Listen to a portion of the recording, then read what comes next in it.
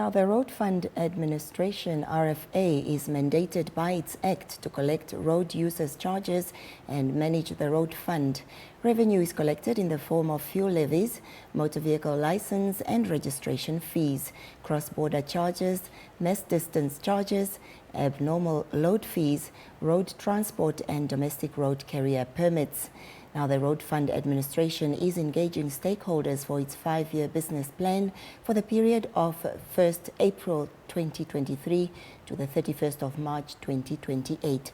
Joining us now to give more details on the matter is Chief Executive Officer of the Road Fund Administration, Ali Ipinge. A very good evening to you, and thank you so much for being here with us. Thank you, Sandy, for inviting me. Now, first of all, before we get into the mandate of the fund, today you made an announcement of the possibility to introduce toll fees on Namibian roads. Can you explain how this would work? Yeah, I would have actually wanted to talk more about our mandate and how then the various road user charges fit in the equation, right, and the need for us to expand the road user charges to ensure that we sustain the road infrastructure going forward. So perhaps let me address those issues first, and then we can come to tolling. Right. So could you explain then to us the mandate of the fund? Yes, we were created through an act of parliament in 1999, and we became operational in the year 2000. In fact, April of 2000, RFA became into existence. And at the same time also another sister organization was created, the Roads Authority, which then had a different mandate but interlinked mandate to that of the Road Fund Administration. Primarily, we are created to ensure that Namibia has an efficient and effective road sector to support economic growth. And we believe we have lived up to our mandate over the past 22 years. Yes, we have done well in terms of the increased spend that we do make in the road sector on a year-to-year basis. But what has happened with the increase or expanded road network, we do have a road network of about 49,000 kilometers in extent, and that excludes urban roads and streets in various municipal areas. So the mandate versus what we are expected to fund, it's a huge challenge. And we continue to raise the bar in terms of increasing the revenue from the existing road user charges. And per annum at the moment we generate in the order of about 2.4 billion Namibian dollars. And about 2.2 billion of that money we are investing in the management, administration, and the upkeep of the road network. So it is, for Namibian standard, it is a huge revenue base that, of course, we do generate. And I think I should also just clarify that since inception of the Road Fund, as I said, 22 years ago, we have not received any government support. So we don't receive subsidies or grants from government to carry on this mandate. The revenue we collect from all the road users, and we have highlighted, of course, the various road user charges, enable us to carry on the mandate. And we believe that we have done fairly well up to this stage, but more needs to be done. Right. So Namibians are already overburdened with a high cost of living, with inflation going through the roof. How do you justify an additional levy, since you announced that this morning? Yeah, certainly. What is expected to optimally fund the road infrastructure is in the order of about 4.4 billion Namibian dollars per annum. I alluded to the fact that at least for this current financial year, even with the subsidies that we have provided to the road users through a fuel levy reduction over the past 5 months, we were able to generate, or we're going to generate this specific financial year in the order of 2.4 billion. So you can understand then that there is a huge gap between what is required for about 4.4 billion and what we generate at the moment, about 2.4 billion. So that is a shortfall of about 2 billion. Now, we do have a road asset, total road asset, which is worth in the order of 120 billion Namibian dollars. So if we were to replace the existing road network, Namibia needs to spend about 120 billion Namibian dollars to replace that. So, and then of course we don't want to get to that stage. What we need to do as a prudent strategy is to then make sure then that we adjust the road user charges tariffs in line with the spend that is required. Because what is going to happen is then that if you have got 49,000 kilometers and you only maintain maybe half of those with the current revenue that we have, it's going to leave a huge gap in terms of the actual work that needs to be done on the road in terms of maintenance and rehabilitation. So if we do not get to half of the road section, what is going to happen is in that those road sections will fall into a position of disrepair. And that would, of course, cost more money to the road user that use those specific road sections. And, of course, the cost to the road user would be much, much higher than what we are proposing in terms of alternative sources of funding. Not only that, we are also looking at reviewing the current tariffs.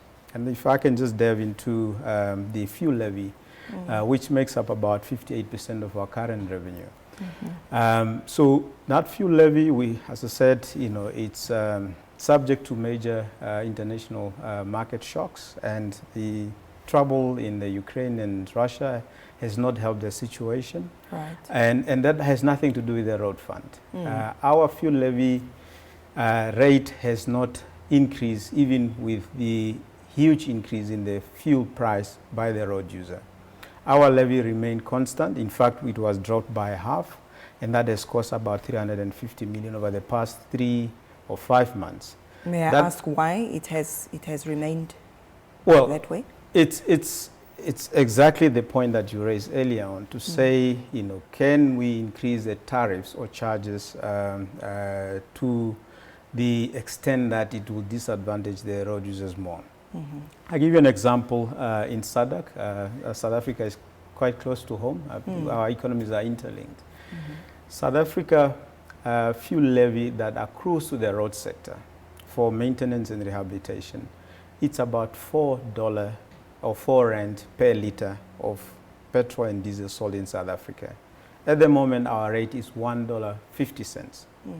So what we've been able to do over the past 22 years with even that low tariff in comparison to our neighbors has actually enabled us to do much more with the little resources that we have. And we, as an organization, we happy with the way we run the ship. We run a tight ship, and we have good systems in place.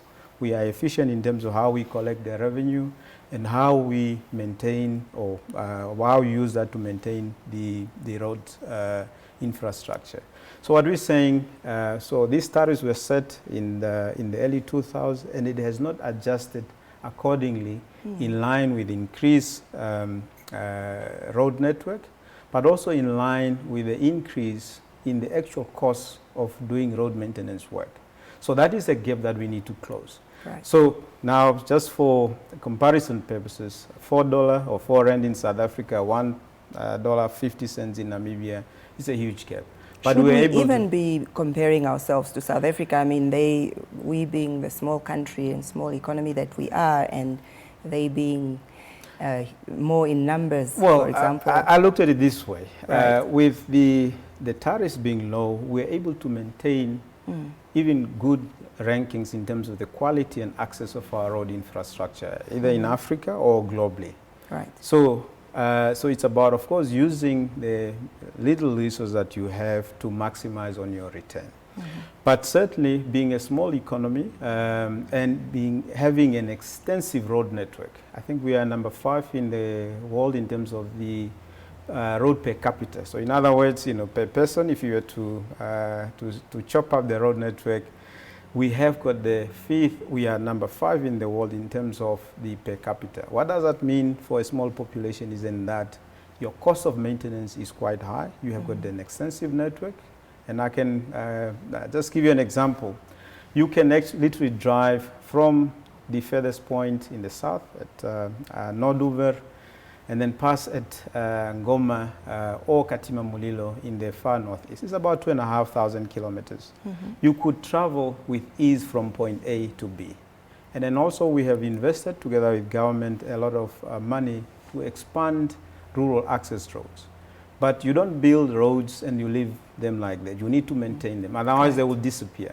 So what we're saying is then that we need to look at alternative sources of funding to close that funding gap so that we can maintain the existing road infrastructure. Because the existing tariffs are not sufficient to enable us to have a sustainable roads going into the future. So that brings me to then the whole topic of tolling. Right. I should say tolling is not a foreign concept in the globe. In fact, tolling were done, even during the Roman Empire, times, which is some many centuries ago. Of course. But in SADC, which is very close to home, and I mentioned this in the morning as we are presenting our business plan to the stakeholders, it's only Namibia and Botswana that don't have tolling as a alternative funding sources to fund the road maintenance program. And we believe that the time has come that Namibia look at tolling. We do not need to amend the law. The law already provides for some of these alternative revenue stream. What is required, of course, is to make sure then that you have got the cabinet and then government support to proceed with that program. So that's what we did. We concluded a feasibility study about 2.5 years ago. We then, of course, presented this to our policy makers and decision makers. And they then, supported our arguments in terms of why should we start to do tolling. But the approval was given in principle, subject to us engaging the road users and the communities countrywide to sell this concept and to make sure that they fully understand the implications and why we are doing so. And a question has been asked also by a number of media houses this whole afternoon. In fact, my phone was non-stop this afternoon as to when would it start. Yes. What we're saying is that we have engaged the services of a consultant to help us gather enough information and the views of the public as to this concept. We will then put together a proper report of feedback, which we'll then use to go back to cabinet and before we then get a final approval to proceed. When will that be? It's anybody's guess, but we are working towards having at least a decision made in 2023. Right. Now, the argument that countries like South Africa abandoned toll fees as road users were unable to afford it, what makes you certain that it would work here for Namibia? Yeah, no, in fact, South Africa has not abandoned its tolling program. On the African continent, South Africa has been one of the countries that have introduced tolling already some 56 years back. And South Africa is not moving away from tolling. What is happening is that they have abandoned the e-tolls, the electronic tolls in one province of South Africa, which is Gauteng.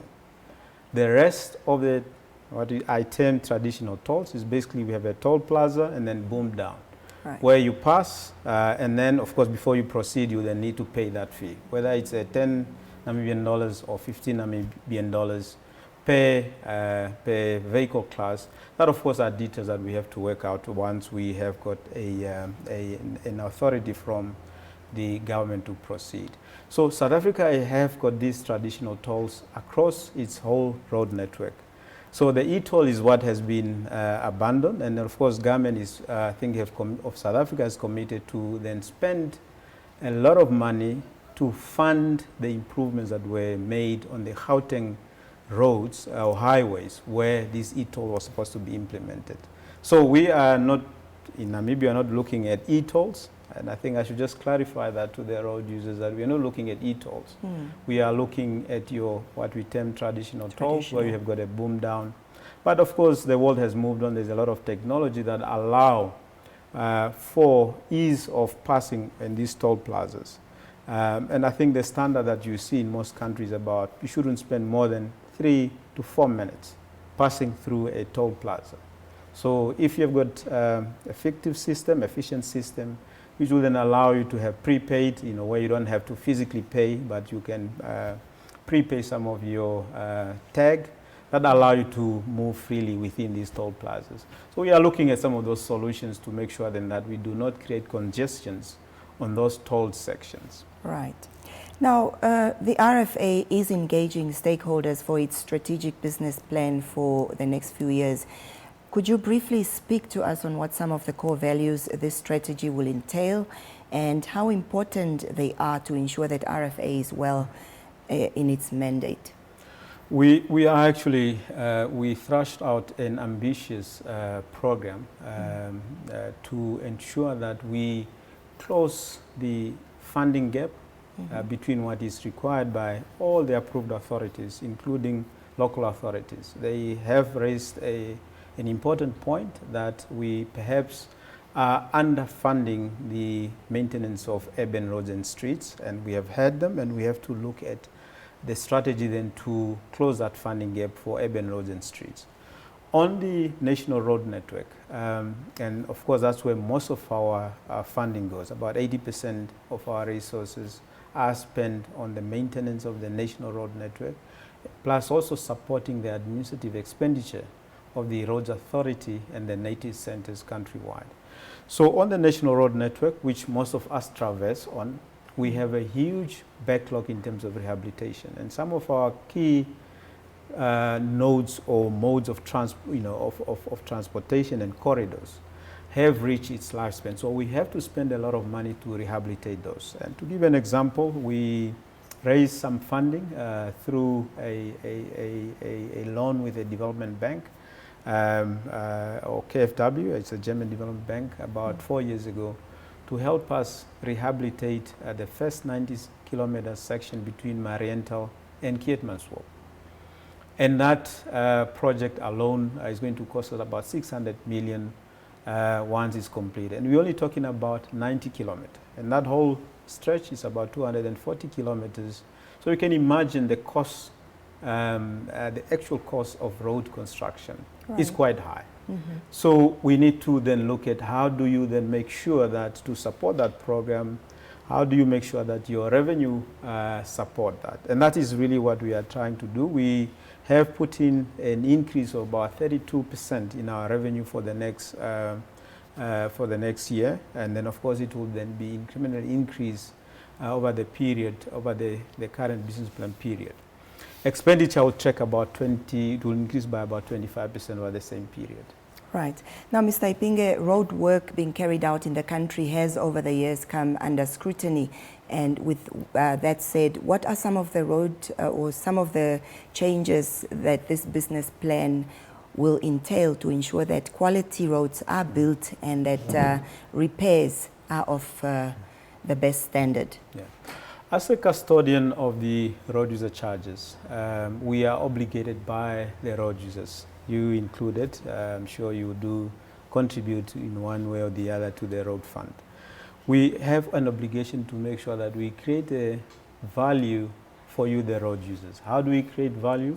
We have to make then sure that every dollar that we collect from the road users is spent optimally to create value across the road sector value chain. So this is really embedded in what in our current integrated strategic business plan, plus also in the business plan that we just shared with our stakeholders today. So we are going to demand from all the approved authorities that we support, roads authority being one, the municipalities that we support, etc., to make them sure that they create value through the implementation of the roads program. So that calls for